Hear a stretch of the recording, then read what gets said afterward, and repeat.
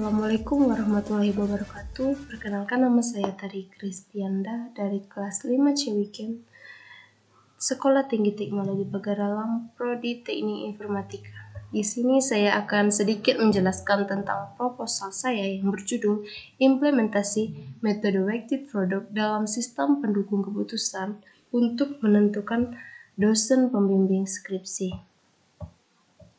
Pengangkatan judul di sini dilatar belakangi oleh beberapa masalah, di antaranya yaitu dalam proses penginputan sendiri untuk memilih dosen pembimbing skripsi masih sangat sederhana, seperti memasukkan data di Excel. Penentuan pembimbing sendiri terbatas dengan kuota yang dibatasi oleh masing-masing calon dosen pembimbing, sehingga masih ada mahasiswa yang tidak kebagian, dan yang tersisa terkadang dosen yang kurang sesuai dengan judul yang diangkat oleh mahasiswa, serta belum didukung dengan sistem yang memadai. Maka dari itu dibutuhkan suatu sistem pendukung keputusan yang berguna dalam proses penentuan dosen pembimbing skripsi. Dan di samping itu, proses penentuan dosen sendiri dapat dilakukan dengan mudah. Selanjutnya, rumusan masalah. Dari latar belakang tersebut, rumusan masalah dalam penelitian ini yaitu bagaimana merancang dan membangun suatu sistem pendukung keputusan untuk menentukan dosen pembimbing skripsi menggunakan metode weighted product. Baiklah, selanjutnya kita akan ke tinjauan pustaka, yaitu di mana ada beberapa pengertian, di antaranya sistem pendukung keputusan, metode weighted product, basis data, PHP, MySQL, Adobe Dreamweaver, exam, Axure, dan teknik pengujian black box testing, serta UML. Selanjutnya kita akan beralih ke kerangka berpikir, di mana prosesnya bisa dilihat di gambar, yaitu mulai teknik pengumpulan data yang digunakan observasi, wawancara, dokumentasi, dan studi pustaka.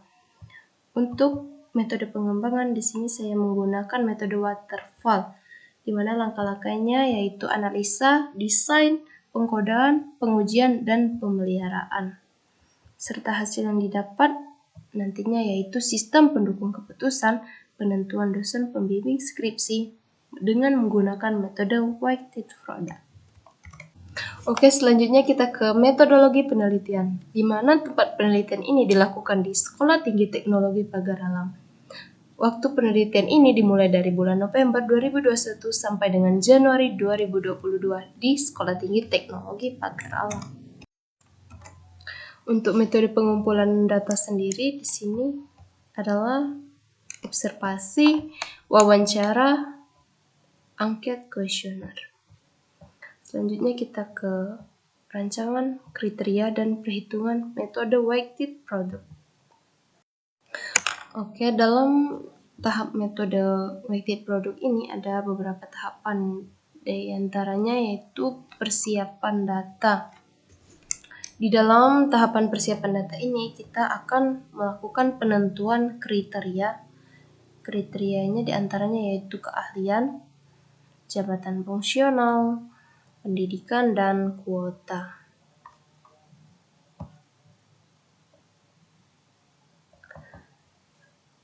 Setelah itu kita dapat menentukan bobot kriteria, di mana dalam menentukan setiap kriteria yang digunakan bisa dipertimbangkan atas pertimbangan sendiri atau biasanya dari hasil survei atau kuesioner. Di antara kriteria yang ada tadi yaitu keahlian, jabatan fungsional, kuota pendidikan. Di sampingnya terdapat beberapa bobot yang sudah ditentukan. Selanjutnya kita akan menentukan atribut kriteria dan menyusun data alternatif. Di antaranya data alternatif yang digunakan yaitu ada beberapa nama dosen di sini dengan kode yang sudah saya buat dan atribut untuk kriteria.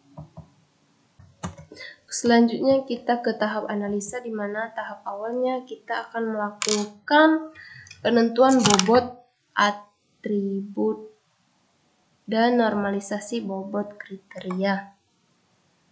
dari nilai yang sudah kita tentukan sebelumnya, maka didapatkan nilai bobot preferensi 5, 4, 2, 3 ini merupakan nilai bobot dari setiap kriteria yang sudah kita lakukan sebelumnya. Kemudian kita akan melakukan perbaikan, yaitu kriteria awal itu dibagi dengan seluruh jumlah atau jumlah seluruh kriteria dan akan didapatkan hasil. W1, W2, W3, W4 ini sebagai kriteria yang sudah kita atributkan. Selanjutnya kita melakukan perbaikan bobot. Ini merupakan tabel yang sudah saya buat di Excel sebelumnya, dan untuk atribut benefit cost ini bisa kita tentukan sendiri atau menurut survei yang sudah dilakukan sebelumnya. Ini bobot, hasil perhitungannya dengan menggunakan data Excel, dan ini dengan manual. Hasilnya sama-sama ya. Setelah itu kita sederhanakan saja nilai hasilnya menjadi 0,35, 0,28, 0,14 dan min 0,21.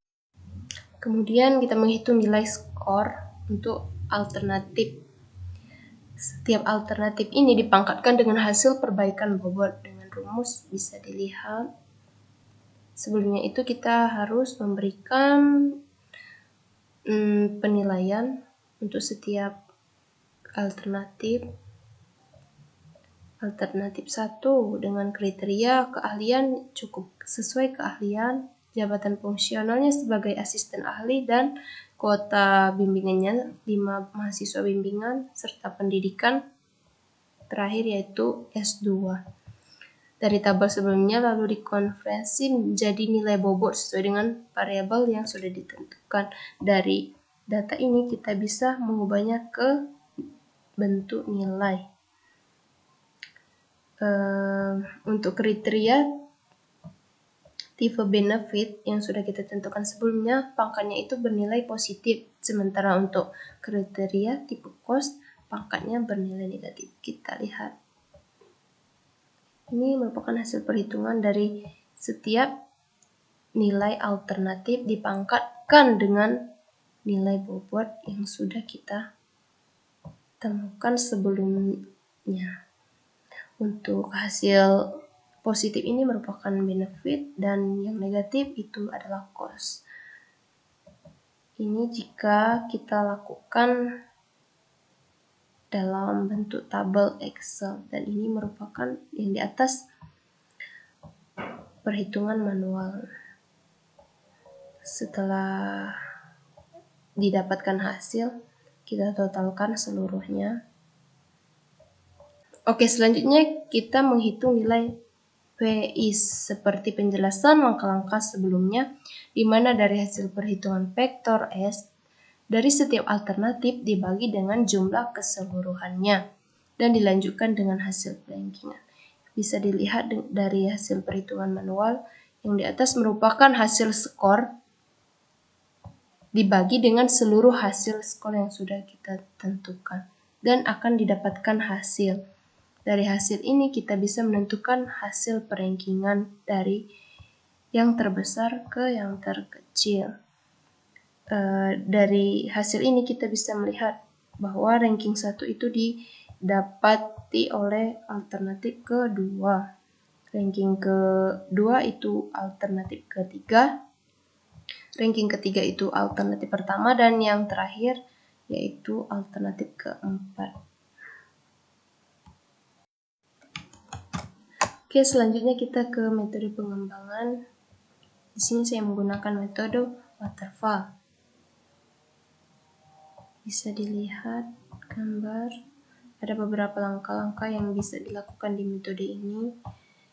Selanjutnya, sistem yang berjalan itu sistem yang sedang berlangsung di Sekolah Tinggi Teknologi Pagar Alam, di mana mahasiswa datang mengambil dan mengisi formulir, memilih dosen pembimbing, dan setelah itu dikumpulkan kembali.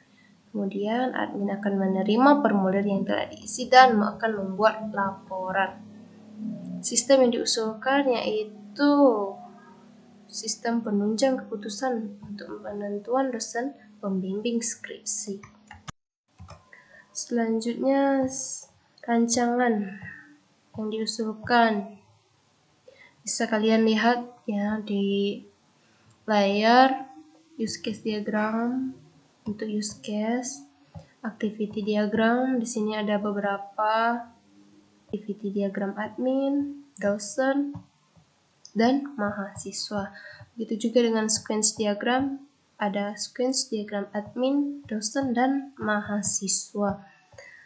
Kemudian ada kelas diagram yang dapat membantu menunjukkan struktur kelas-kelas dari suatu sistem dan merupakan tipe yang paling banyak dipakai.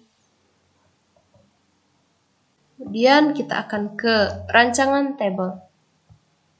Di rancangan tabel ini ada tabel login, tabel user, tabel dosen, tabel kriteria, tabel profil, dan tabel mahasiswa.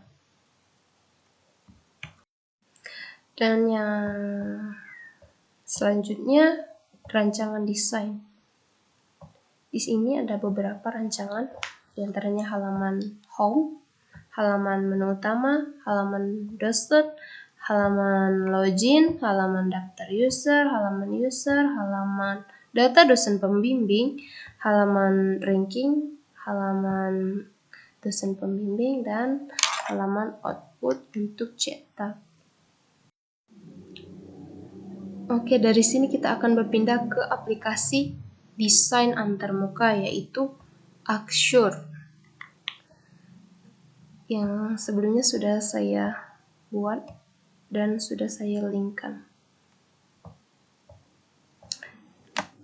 Ini merupakan tampilan utama atau dari menu home, di mana halaman ini merupakan tampilan dari seluruh link-link yang ada di dalam sistem pendukung keputusan.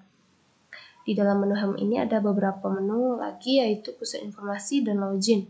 Jika kita klik pusat informasi, akan menampilkan sebuah profil dari Sekolah Tinggi Teknologi Pagar Alam.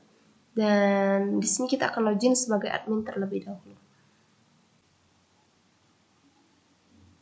Mana di dalam menu login ini kita akan memasukkan username, password, dan login. Setelah itu sistem akan membaca selamat datang admin, di mana di dalam tampilan menu admin ini terdapat berbagai menu yang bisa dikelola, yaitu seperti data dosen, kriteria, rankingan, dan laporan. Kita akan pergi ke data dosen. Oke, di sini ada beberapa list dosen yang sudah dimasukkan sebelumnya, dan ada beberapa matriks keputusan. Di sini admin juga bisa menambahkan data dosen dengan memasukkan NIDN dosen, nama dosen, alamat, keahliannya, jabatannya. Di sini ada lektor, kepala lektor, asisten ahli, tenaga pengajar, pendidikan S1 sampai S2, dan jumlah kuota bimbingannya. Terus itu kita bisa proses. Selanjutnya dari data dosen, admin juga bisa mengolah data kriteria. Ada beberapa list kriteria seperti keahlian, jabat yang sudah kita tentukan sebelumnya. Ada beberapa kriteria yang sudah kita tentukan sebelumnya seperti keahlian, jabatan fungsional, kuota, dan pendidikan. Dan jika admin ingin menambahkan data tersebut, dia bisa menambahkan data kriteria dengan ID kriteria, nama kriteria, tipenya, benefit atau cost, kemudian disimpan. Setelah itu, admin juga bisa ke menu rankingan, melihat data hasil rankingan menggunakan metode weighted product. Baiklah, itu ada beberapa interaksi yang bisa dilakukan oleh admin, melakukan data dosen, data kriteria, dan rankingan. Selanjutnya kita mau logout, kembali ke home ya. Kita akan pergi ke menu atau halaman dosen. Di dalam menu halaman dosen ini ada menu data dosen, di mana dosen bisa menambahkan data pribadinya seperti NIDN, nama, alamat, keahlian, lektor kepala, jabatan maksudnya, pendidikannya, pendidikan S2 atau berapa sesuai dengan pendidikan terakhir, dan jumlah kuota yang telah ditentukan.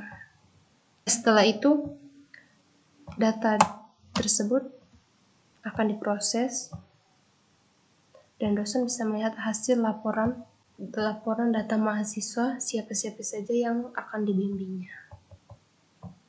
Kemudian kita akan kembali ke home aja. Kita akan login sebagai user dengan masukkan username, password, atau login.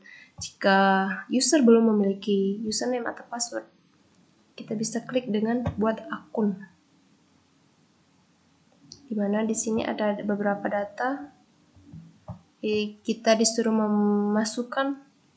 Di sini kita diperintahkan memasukkan username, password, verifikasi password, nama, email, jenis kelamin, tempat tanggal lahir, nomor telepon, alamat, dan data kita akan simpan.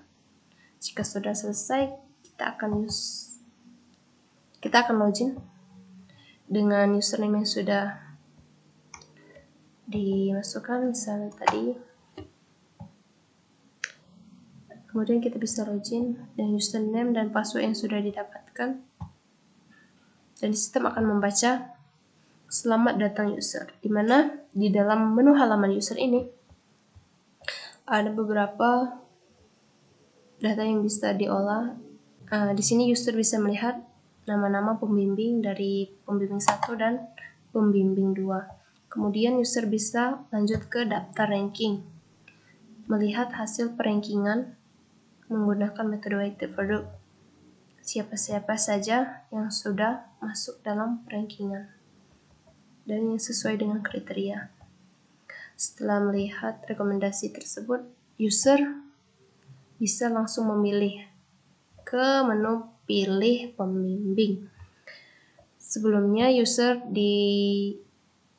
ditujukan untuk mengisi nama terlebih dahulu, misalnya Tari Kristianda, NPM saya 900, NPM saya 19/120/070, judul penelitian bla bla bla bla. Konsentrasi di sini ada 3 pilihan, jaringan, multimedia, dan pemrograman. Saya akan tetap memilih pemrograman.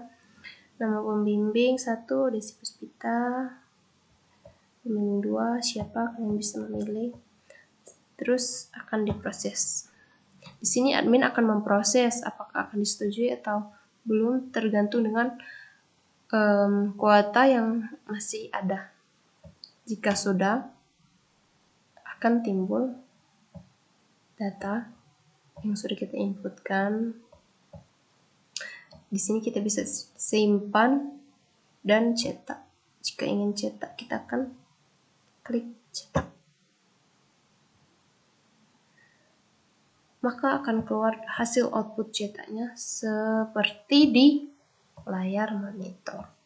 Di data cetak ini, kalian bisa melihat siapa nama pembimbing 1 dan pembimbing 2 yang sudah kalian pilih.